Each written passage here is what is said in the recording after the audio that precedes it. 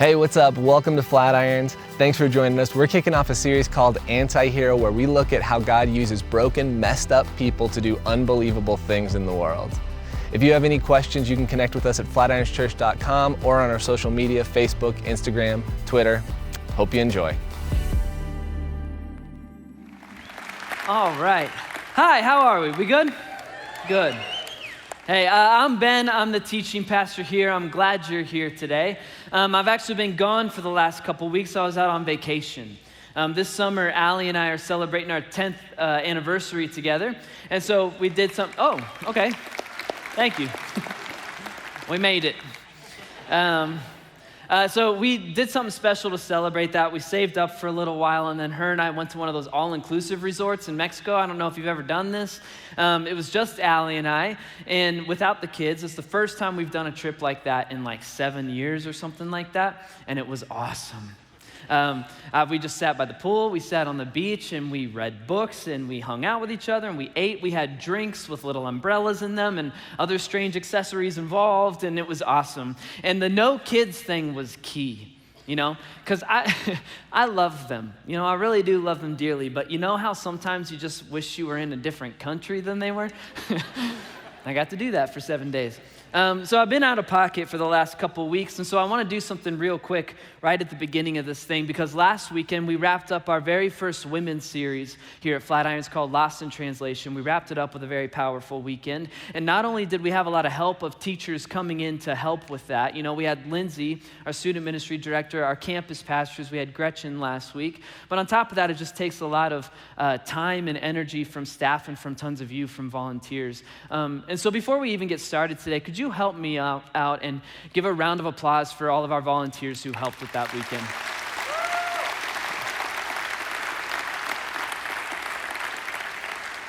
We appreciate you and thank you. So let's get started. We're starting a brand new series this weekend. It's called Antihero. I'm going to spend a little bit at the beginning to kind of explain what we're doing for the next few weeks. I think where we should start is I think we should all be on the same page with what an antihero is. All right, and like the dictionary definition of an antihero is this: it is a central character in a story who lacks conventional heroic qualities and attributes. All right, so an antihero is not a villain. Right? Instead, whether it's in books, movies, TV shows, whatever, an anti-hero is a character that you're actually rooting for, even though that person does not display natural, they don't have courage, they're not selfless or wise or humble or whatever. All right? It's a person you're rooting for because they are the hero of the story, even though they're not really very heroic. And so there's something about the anti-hero that we're drawn to. For me, for example, growing up, I grew up, my dad was a cartoonist, and I was at an early age just fascinated with art like that. So I read comic books, and at a really young age, I liked superhero comic books. Not anti-hero, superhero. I liked Superman. Because he's invincible and he's perfect. What's his weakness? Kryptonite. Grow up. He's allergic to green rocks. He can get an inhaler and be fine. I liked Captain America. I still don't know what the dude's weakness is. I think it's just that he's very nice, and so his calendar's always stacked. Like every comic book I read of Captain America growing up, it was like he's trying to respectfully date this woman and defeat the bad guy and attend city council meetings and stuff. He was just nice, And then I grew up, though. I hit my teenage years about the age of 13, and I'm bored with superheroes, and I started to like anti-heroes. That's when Batman started to seem really cool, not George Clooney or Adam West Batman, those suck, but like real messed up dark Batman. I liked it because his weakness was himself. That he was always almost the villain in his own story. Started to like Iron Man. I don't read comic books anymore, but at least when I did, Iron Man was an alcoholic. His weakness was himself. He was always struggling through recovery from that. I started to like the Hulk. His weakness was himself. He couldn't control his anger. Also, side note, and just this is personal opinion, I think another one of the Hulk's weaknesses is that when he transforms, he spawns purple cutoff shorts, but that's personal preference. But so I started to get drawn to anti-heroes, and I'm not alone in this, all right? Because anti-heroes are pervasive in our pop culture right now. You look anywhere, Deadpool, Breaking Bad, Game of Thrones, you name it, they're all filled with anti-heroes. Why? Why are we so drawn to the concept of an anti-hero? Well, I think it's because they remind us of ourselves. You know, we go, oh, they're not perfect, and I'm not perfect either. And we start thinking to ourselves, maybe if someone like that could go on to do great things, then maybe I could too. We love rooting for the broken, messed up anti-heroes because we know at the end of the day, we are the broken, messed up anti-heroes of our own stories. And so throughout this series, we're going to kind of play on that anti-hero theme. We're going to do a couple things. We're going to point out a lie, and then we're going to remember a truth. The lie about Jesus and ourselves goes something like this. Jesus is waiting on us to be perfect. To use language from our series, Jesus needs you to be spiritual superheroes, right? Flawlessly courageous and strong and moral and faithful. And he needs us to clean up our act and tuck our shirts in and be perfect. He's actually waiting on us to be perfect. He's waiting so that he can actually finally use you to influence the world and the people around you. Jesus is waiting on us to be perfect. It's a lie. On the other hand, the truth is really, really good. It's much better than that. A guy named Paul, who wrote a lot of the New Testament, he explains it really well. He says that he has a weakness. All right, he doesn't give us specifics. He says he has a thorn in his flesh. He has some sort of weakness, some sort of struggle or baggage that he begs Jesus to take away from him, and Jesus won't. Instead, this happens.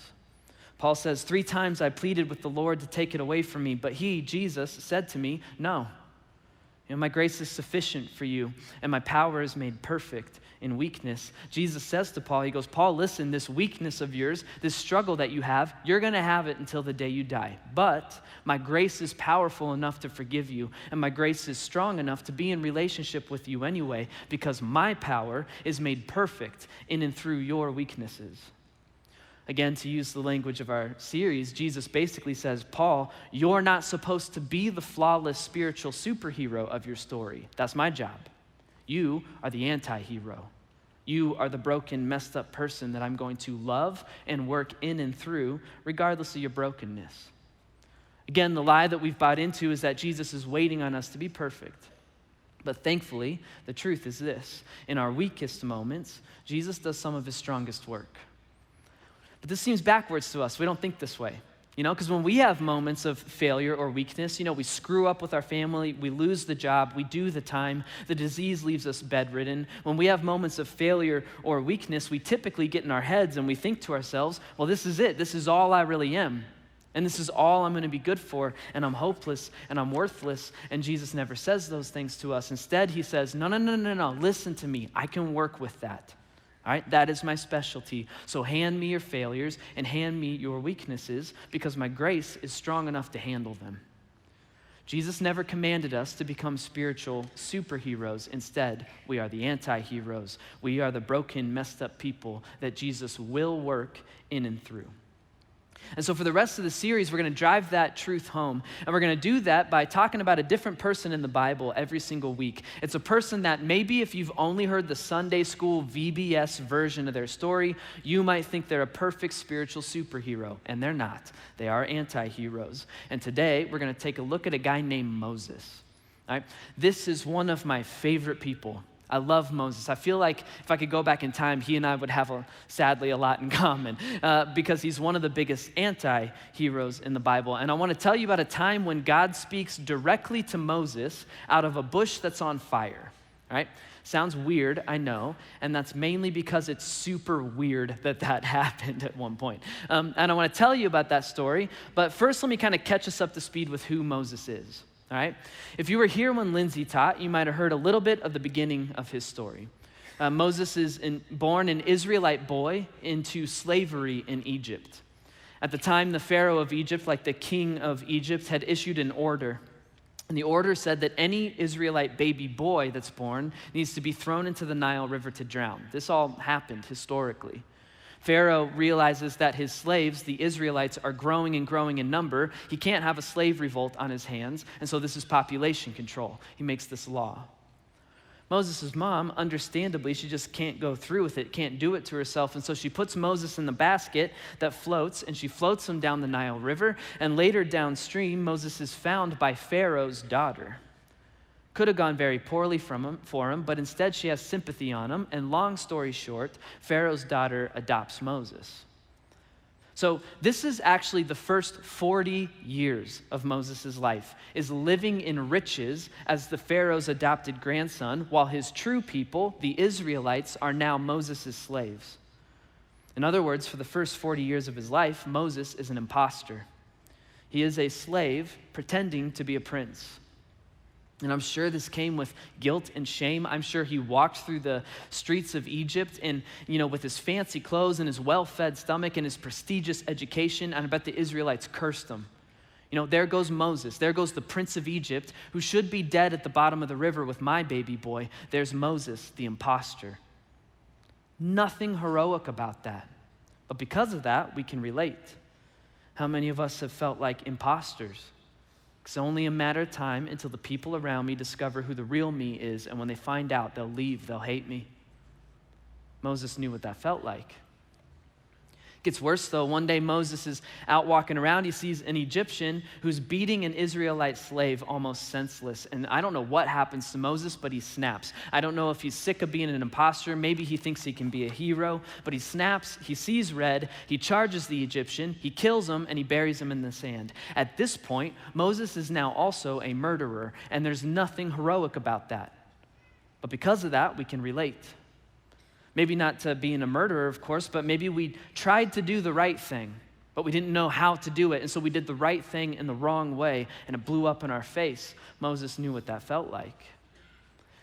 And of course, it gets even worse. Pharaoh eventually discovers that Moses has killed someone, and Pharaoh can't have his grandson, Moses, leading an Israelite revolt, and so he issues an order for Moses to be killed.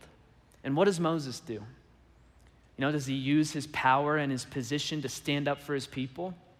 Does he lead the Israelites into full-blown rebellion against their slave owners? No, he just runs away with his tail between his legs. He goes to a faraway place called Midian, and he hides for the rest of his life. He settles down, he gets married, and he becomes a shepherd. Moses is a coward, and there is nothing heroic about that. But because of that, we can relate. How many of us feel like when the game is on the line with our family, jobs, friends, whatever, we just always freak out and drop the ball? Moses knew what that felt like. So Moses is out in Midian now, all right? And that actually becomes the next 40 years of his life. He just sulks around feeling sorry for himself as a shepherd. He's an 80-year-old man doing a job designed for teenage boys, and he's hated by everyone. Hated by the Israelites for being an imposter, hated by the Egyptians for being a murderer, hated by himself for being a coward. I don't care what your Sunday school taught you. That is who Moses is. And that, of all people, is who God decided to speak directly to from a burning bush one day. Not a superhero, an antihero. An 80-year-old imposter, murderer, coward shepherd living in hiding in the middle of nowhere. And I want to walk us through this moment where God talks to him. So one day Moses is out, he's with his sheep, and he sees something interesting, all right? He sees in the distance there's a bush and it's on fire, all right? Just engulfed in flames. But at the same time, it's not burning up. Like it's not falling apart, it's not dying and withering. And so Moses does what any man would do. Look at this, he sees the bush, and so Moses thought, I will go over and see that strange sight, why the bush does not burn up. Translation, he's just a normal dude, just like every other man in the room. We see fire and we're like, oh, fire, and then we walk towards it. Right? That's what he does. But as Moses gets closer, the bush starts to talk to him, and that's a trip. The bush says, hey, Moses. And Moses is like, are my sheep talking to me? What's going on? He looks back at the bush. The bush again says, hey, Moses. Moses kind of timidly raises his hand. He goes, yeah, that's me. Here I am. He has no idea what's going on. All he knows is there's a bush on fire talking to him. All right? Probably what he's thinking to himself is, I got to lay off eating all those wild mushrooms I keep finding. I don't know what he's thinking, but that's when the voice finally introduces himself. And the voice says this. He says, I'm the God of your father, the God of Abraham, the God of Isaac, and the God of Jacob. In other words, I'm the God of your true people, the Israelites. And at this, Moses hid his face because he was afraid to look at God. He's terrified. And you would be too if you were Moses. Because Moses assumes he is in huge trouble right now. He is the imposter, the murderer, the coward who's been on the lam for 40 years now. Moses is thinking to himself, this is it. right? I have been running from this God and from his people my entire life. He finally caught up with me, and this is game over. Nothing heroic about that, but we can relate. How many of us thought the ceiling would collapse in on us the first time we walked into church, right? We just assumed that if God is real, then he must be very angry with me. But God does not punish or shame Moses. Instead, God shares a plan with Moses. And it is a crazy, awesome, heroic plan. He says to Moses, he goes, listen, Moses, I've not given up on you, and I've not given up on my people, the Israelites. I've been with them through all their slavery, but now it's time for rescue. Now I'm going to save them. And here's the kicker, Moses. I'm going to do all of that through you. And this, of course, melts Moses' mind, because God is not here to punish him. Instead, God is here to tell Moses, I've chosen you to be the anti-hero in my story. Moses, the least qualified person I can think of to lead his people to freedom. He chooses Moses to be the leader, a guy that I personally wouldn't follow to the lobby right now, Moses. Here's the truth. God should have moved on. God should have picked someone else, unless God is actually in the interest of working through anti-heroes. And I think that's what we're about to see. So God shares this crazy plan with Moses. And what is Moses' response? Well, he's a coward. And so he gives a bunch of cowardly excuses for why God has picked the wrong person. And I'm going to walk us through these excuses right now because I think we're going to see ourselves in Moses. So Moses' first response to God's epic plan is this. He goes, God, who am I? Right? Who am I that I should go to Pharaoh and bring the Israelites out of Egypt? We've all said some version of this before, right? God, who am I? In other words, God, I'm not enough. Right? Like I am not capable, qualified, or strong enough to lead my family, run my business, you name it. You picked the wrong person, God. Pick someone else. But I love God's response. Because Moses says, who am I? And God doesn't answer his question. Instead, God just says this. He says, I will be with you. God doesn't pander to Moses' insecurity. He doesn't go, oh, come on, buddy, who are you? You're Moses. You know, you're great. You're going to do just fine out there. He doesn't do that. Instead, God simply says, hey, Moses, when it comes to this plan, doesn't matter who you are. It matters who I am, and I am going to be with you. Moses hears that, though, just cruises right into his second excuse. He goes, the first one doesn't work, so I'll try this one. He changes it from who am I to who are you? He goes, you're saying it's going to be fine because you're going with me. I'm listening, but God, I don't know you. And so who are you? Are you strong enough to set these people free? Moses challenges God, which, is like never a good idea to do. But God stays patient with him. God actually responds by giving him this like rousing, inspiring speech, the kind of speech that puts Gladiator, Braveheart, movies like that to shame. God looks at Moses, he goes, listen, Moses, who am I? I'm king. I'm king of everything. I will be king of everything until the end of time. So yes, I'll set my people free. I'm actually going to give them a land of their own that's even better than Egypt. And even though Egyptians are going to resist, I'm going to strike their land with plagues and wonders to the point where at the end of it, they're also going to turn to me and see that I'm the one true king, and they're going to worship me. And so Moses, who am I? I'm God, and I'm the king of everything, and I will do all of that, and I will do all of that through you. The kind of speech that needs a soundtrack behind it. Moses should be beating his chest and charging into Egypt. But instead, Moses looks at the God of the universe after that speech and he goes, yeah, that's a cool speech, God. But, back to the matter at hand. What if they don't believe me? Or listen to me. And what if they look at me and they go, yeah, nah, the Lord didn't appear to you. Right now, I'm picturing the holiest, most infinite eye roll of all time from God, but he stays patient with them. Gives Moses a set of miraculous signs that Moses can perform to add physical authority to his words. Crazy, like David playing on crack stuff. Like his shepherd staff can turn into a snake and back again, weird stuff like that. What is Moses' response? Well, he looks at God and he goes, those are very cool magic tricks, God, thank you. But I've never been eloquent. Neither in the past or not even now, since you're speaking to your servant. I'm slow of speech and tongue. In other words, Moses goes, I'm not quick-witted. I'm not great at giving speeches like you are, God. So listen, you have picked the wrong person. Moses is honestly, in my opinion, just being annoying now. But God stays patient. And God replies, he basically says, Moses, I made your mouth. Like, I know what I'm working with here. I know the kinds of speeches you give. You're putting it on full display right now. So listen to me. Like, I'll do all the heavy lifting. All you got to do is walk to Egypt. And this is where Moses gives his last and final attempt to dodge God, and it's the straw that breaks the camel's back. He looks at the God of the universe speaking to him out of a bush that's on fire, and he finally just says, Lord, just please send someone else to do it. You're not getting it. I'm sitting here giving you every reason to pick someone else, and you won't listen. I'm not qualified. Send someone else to do it. Which is followed by one of the funnier understatements in the Bible, in my opinion. He says, then the Lord's anger burned against Moses. And Moses obviously felt it, because at that point, Moses finally stops arguing with God. He puts his shoes on, and he walks towards Egypt. The imposter, murderer, and coward, the least qualified leader available, is off to set an entire nation free from slavery. Now let's stop there. Let's try and tie this story into our real lives. All right, so here's why I think Moses made excuse after excuse for why God had picked the wrong person. I think it's because Moses bought into a lie. It's a lie that you and I have bought into, and it's a lie that goes something like this. Yeah, God, I get it. You say you're going with me, but I know in reality, I have to go it alone. Yeah, you're gonna go with me. I get it. Abstract though. At the end of the day, I gotta be mom or dad or spouse or boss or employee, friend, whatever. I gotta do that on my own. I'm out here on my own. That's the lie going through Moses' head. Why? Why do we have to go it alone? Because that's what heroes do. They go it alone. They are strong and capable and quick-witted enough on their own power to get the job done. This is 90% of every action movie trailer you've ever seen in your life.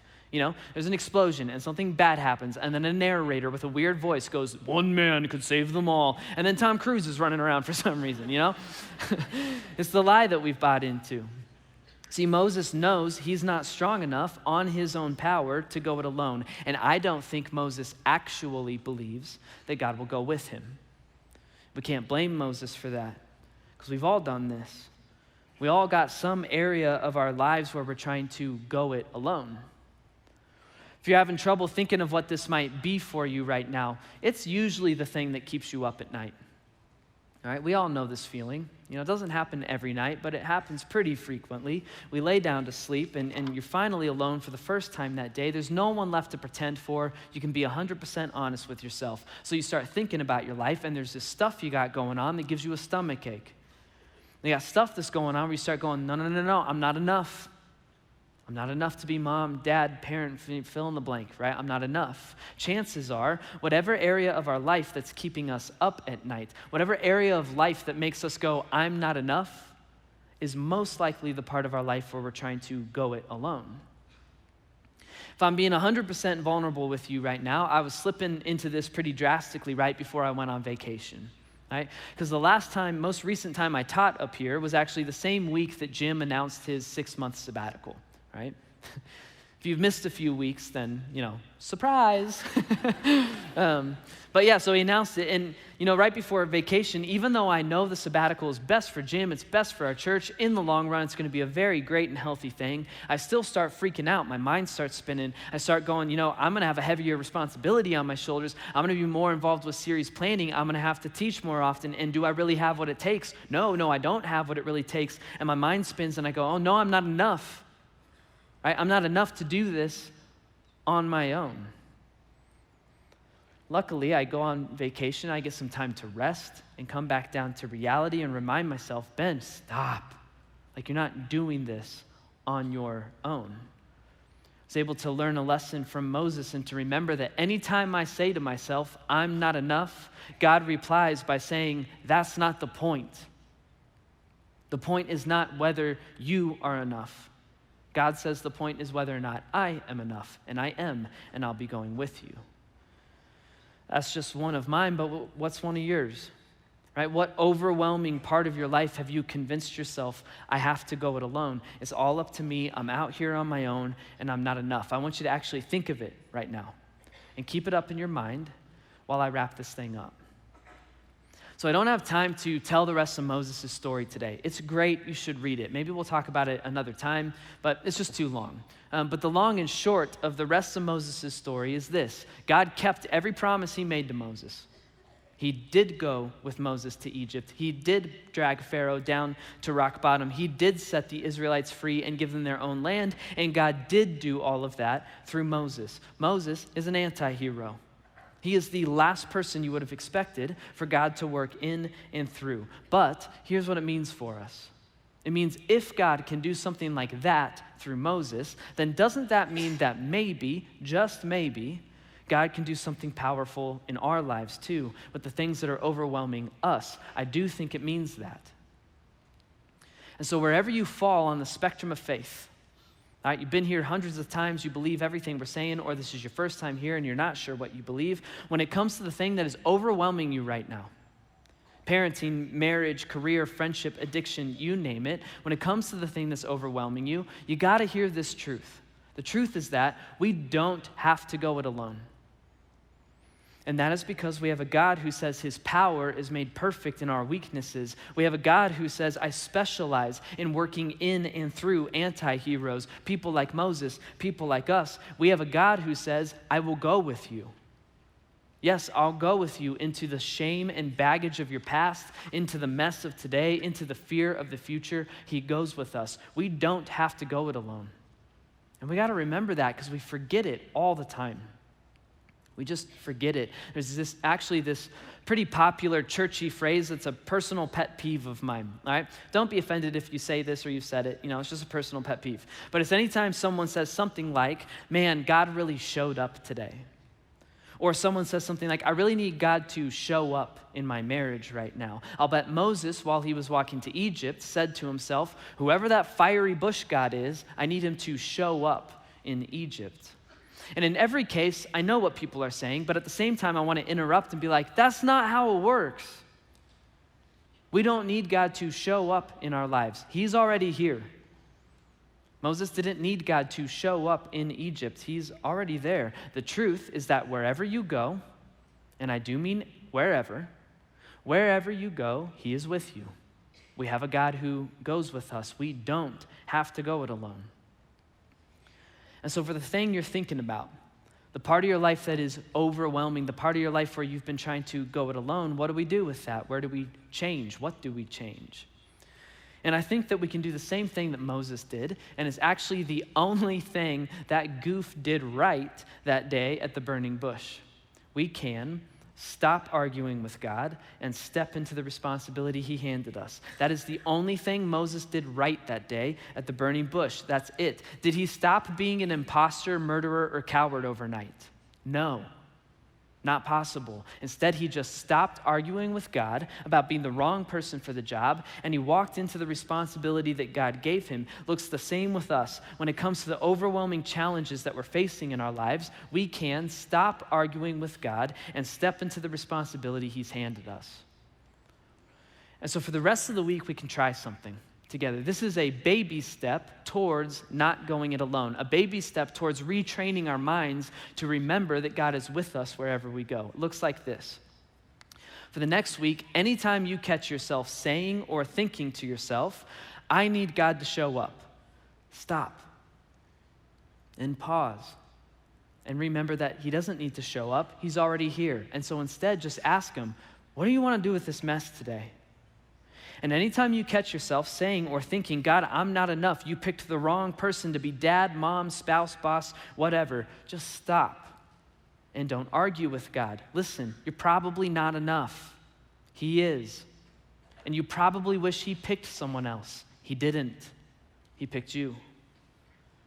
For the next week, let's stop arguing with God and step into the responsibility he handed us. That's one baby step. And then next weekend, we'll come back in here and we'll continue learning what it looks like for Jesus to take the weakest moments of our lives and do strong stuff with it. Until then, I want to do something a little differently, though. I want to end a little differently today. I'm going to ask that everybody stand up with me.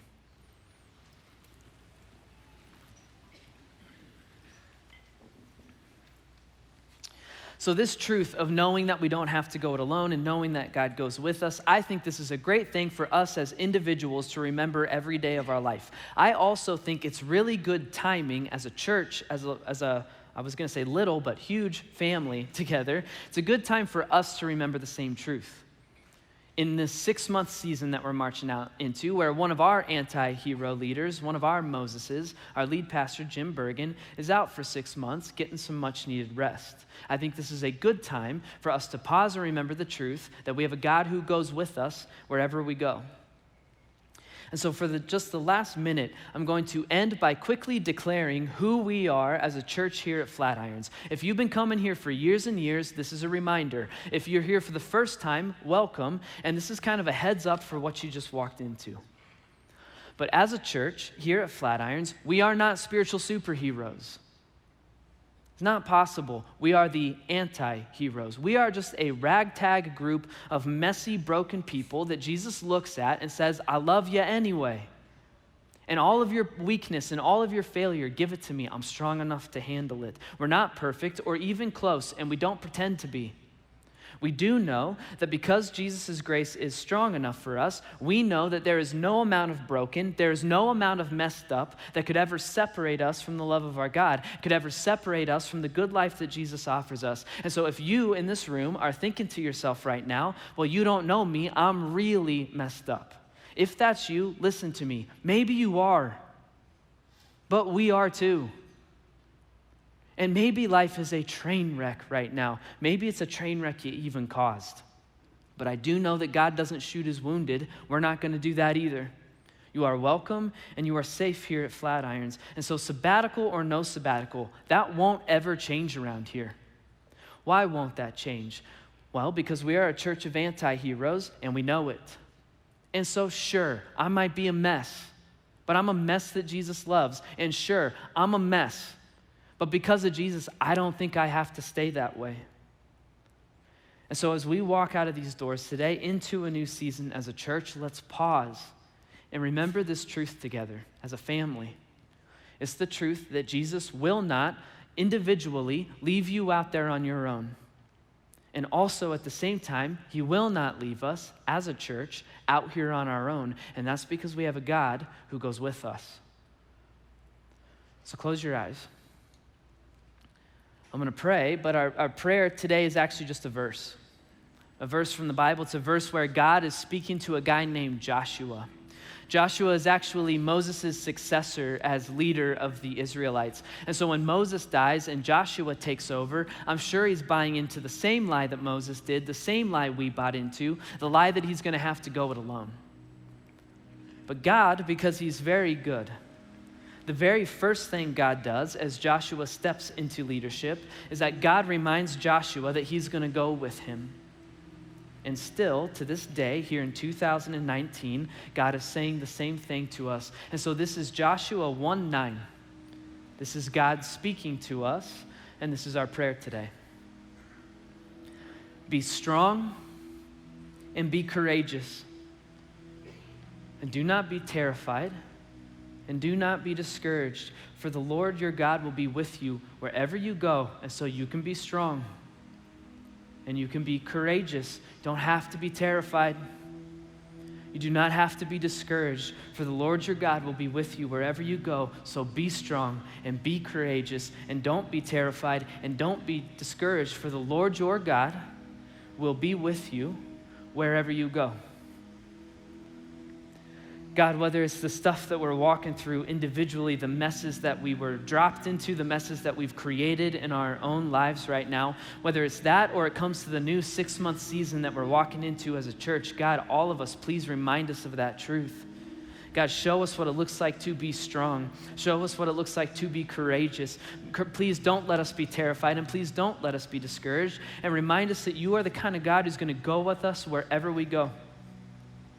God, I thank you for being who you are. As we're about to sing this courageous song that talks about you taking our weaknesses and being strong with them, God, please remind us of the truth that you're going with us wherever we go. We love you very much, and we thank you most of all for your Son, Jesus Christ, who made this possible for us. And it's in his name that we pray. Amen.